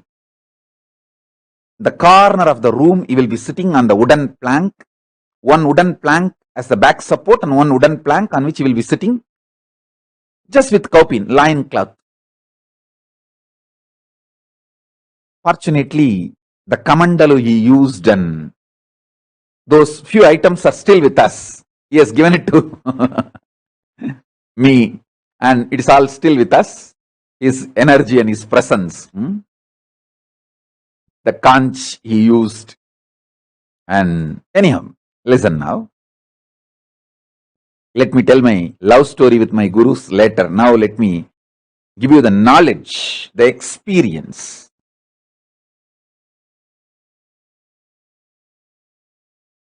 With my gurus. When I start talking about my gurus, I became like a Hindu Priyal. Chennai Hindu Priyal, if you talk to her, she will never talk about any of my teachings or anything. She will be all talking about me.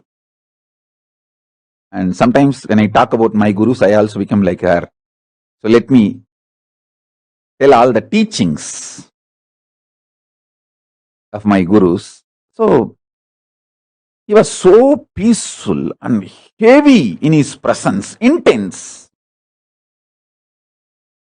That person who was telling his problems, he himself understood the source, the core of his problem and he blurted out. பொறாம ஒன்னாலத்தான் சாமி என் வாழ்க்கையில எல்லா பிரச்சனையும்.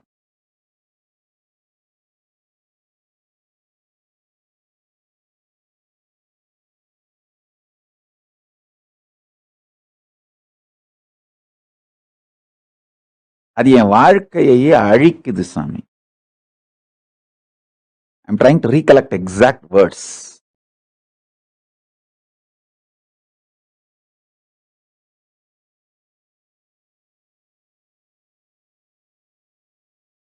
Then Isaki Swami heard patiently and used to have that small slate and chalk piece. He gave that to that devotee and asked him to write that main word, porama.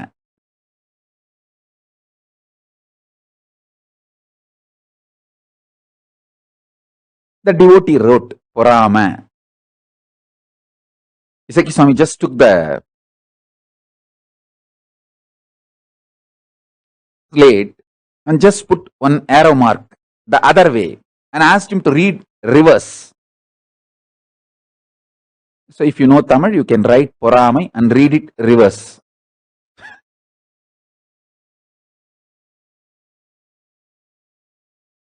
So I'll tell you exactly in Tamil. Some devotee came and started telling their problems to Isaki Swami. He heard everything patiently detailed. He was so peaceful. The devotee himself has found why the problems are in his life, what is his real problem and what is the core pattern, why he is creating so much of problems in his life. Finally, he clicked that jealousy is the problem. So he told in Tamil that Poramai is the word for jealousy in Tamil. That is the real problem I am having.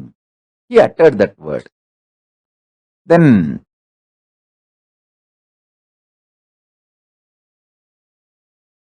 Isaki Swami asked him to write that word in Tamil, in the slate. The devotee wrote. Isaki Swami just put the arrow mark the other way and asked him to read that word backside, the reverse. If you read the word for jealousy in Tamil, Poramai, in reverse, it is like a curse word.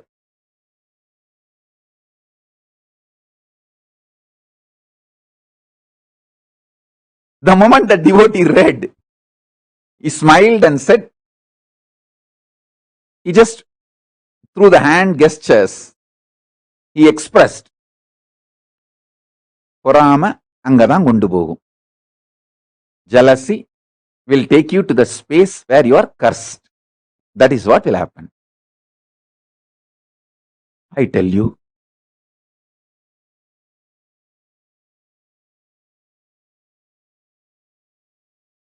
From that day, the devotee consciously stopped supporting his jealousy. So within few weeks, the fermentation of jealousy has stopped inside him. So all the decisions he makes due to the fermentation of jealousy has collapsed. Within 1 or 2 months, he came out of all the problems and he became all right and successful in the life. I tell you, the good news is,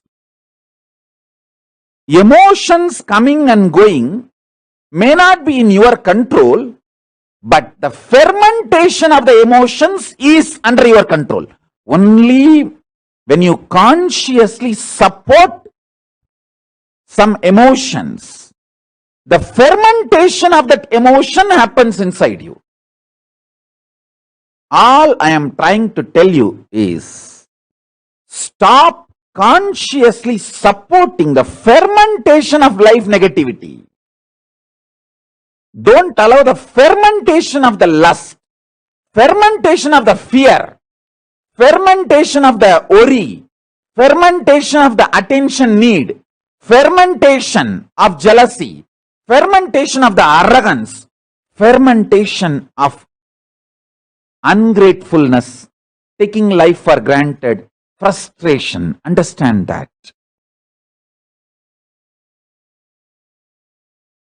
What you ferment inside you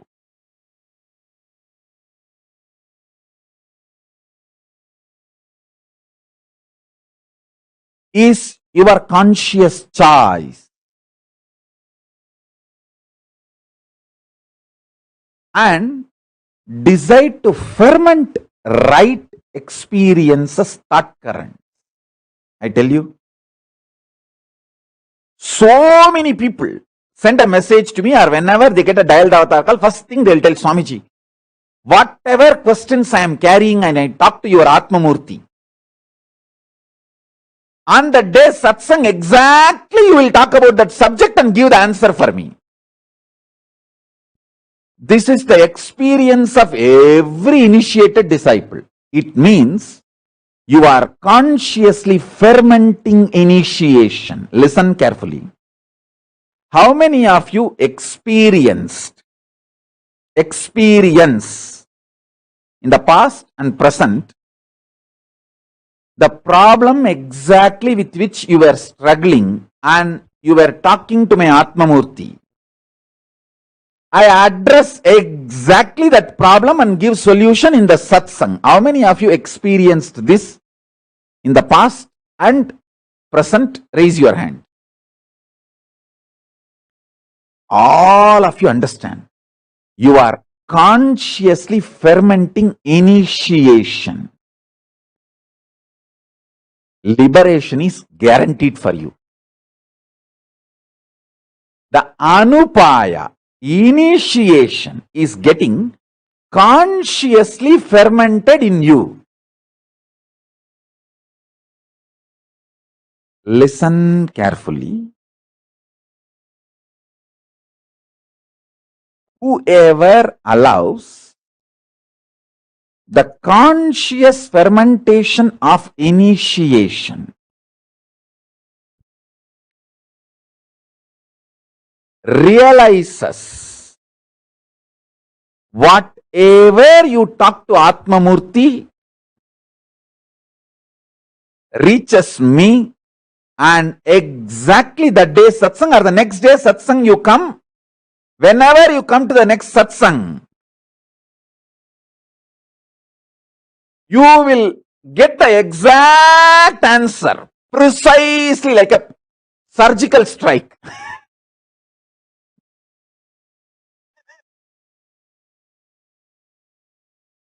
I'm seeing so many people saying yes on YouTube and Facebook. Maitreyi Solai, don't worry, you have all problems possible. So any problem I address, you will feel it is matching you. There are some people who can make a problem out of any solution. They will have all problems. So any solution I give for any problem, it will exactly match you. And those exemptions are different. I am talking about even common specimens, normal people. Understand? Consciously, when you are letting initiation ferment in you, fermentation of initiation, Guru Bhakti, Anupaya inside you,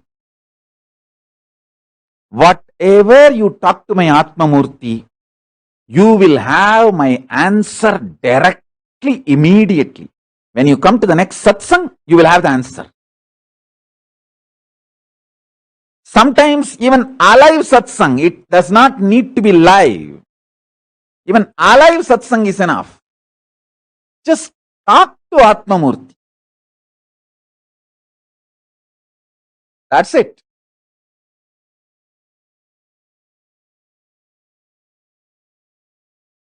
Listen, I want you to understand how you ferment, allow the fermentation of various thought currents knowingly, unknowingly, consciously, unconsciously, and stop supporting life negative thought currents, stop allowing the fermentation of the negative thought currents, start allowing life positive, empowering thought currents consciously in you.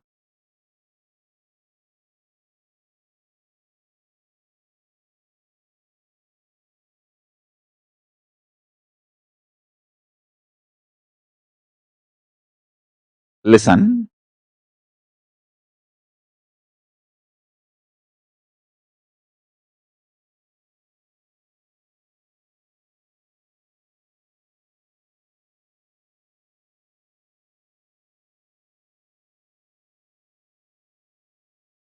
If you empower bliss fermentation inside you consciously decide to allow the bliss fermentation inside you. I'll tell you the precise method, how it can happen. First thing, bliss always grows on the ground called reality, truth. The reality, truth is, you are Paramashiva. Whatever is the source of you is Paramashiva. You see, what you think as you, what you feel as you is not you. Paramashiva is the real you. That is the source of you. So decide, always consciously cherish Paramashiva is sitting inside you, eternally, blissfully, like the bliss energy is exploding in you.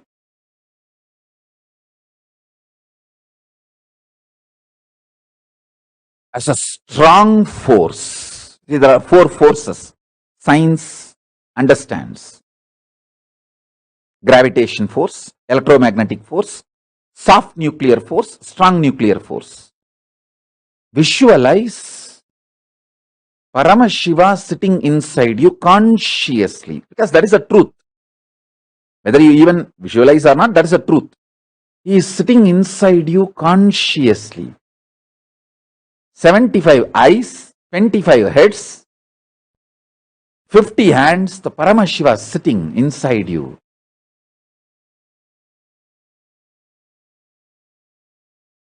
Such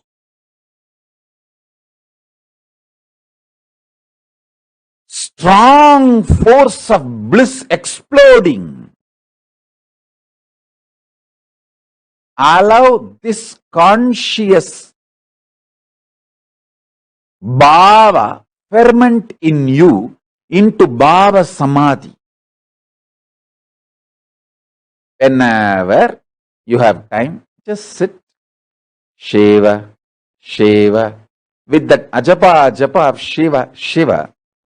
Allow the bliss fermentation of Paramashiva's existence. Even few minutes of consciously allowing Paramashiva's bliss to ferment in you will wipe out all other unconscious fermentations you have done.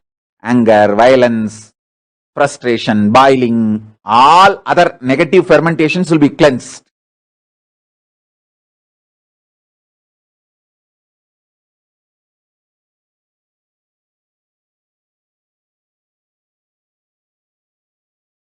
Just allow the bliss fermentation inside you consciously. If you have a spiritual name, it will be very useful for you, because just even repeating your spiritual name, you can allow that bliss fermentation, because all your spiritual names will have Nithyananda. If you just even repeat your spiritual name with Nitya and Ananda, it will allow the bliss fermentation in you. Or you can use just Shiva, Shiva. Even that Maha Shabda, Maha Mantra. And visualize Paramashiva.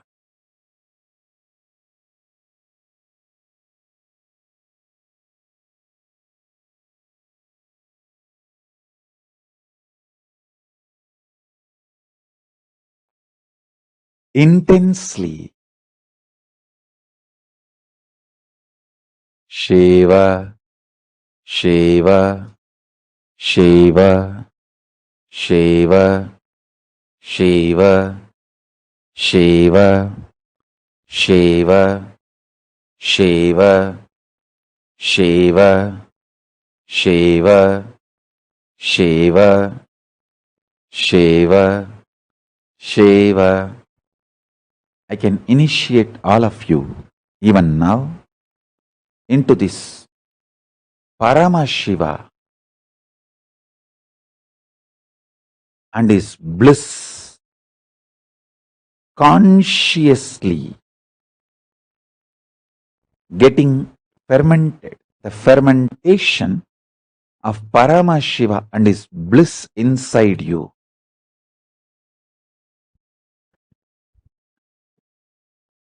First, understand the reality, the truth.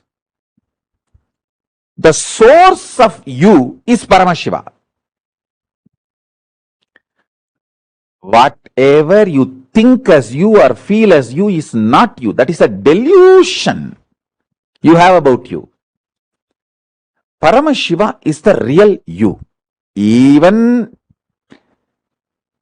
before you experience Paramashivatva, Paramashiva is the real you. So understand, the real you, Paramashiva,